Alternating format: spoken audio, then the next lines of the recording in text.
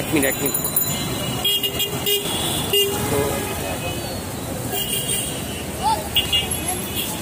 তো আসসালামু আলাইকুম ভাই। ওয়ালাইকুম আসসালাম। অনুভূতিটা কিরকম লাগতেছে? অনুভূতি বলতে যে আমরা জানি যে আমাদের আইন শৃঙ্খলা বাহিনী তারা হচ্ছে কর্মবিরতিতে, তো বর্তমান অবস্থা অনুযায়ী তারা নিজেদের দাবির জন্য নিজেদের আন্দোলন নামছে।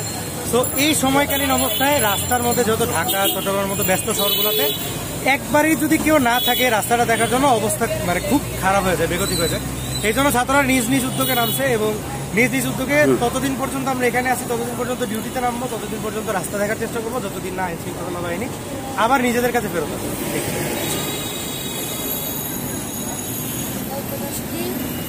ঠিক আছে, আলহামদুলিল্লাহ। ছাত্ররা অনেক কষ্ট করতেছে।